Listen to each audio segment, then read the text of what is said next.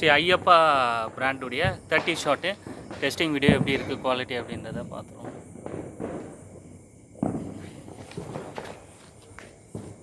Hi, வெளியே வாங்க, மேலே மேலே பாருங்க.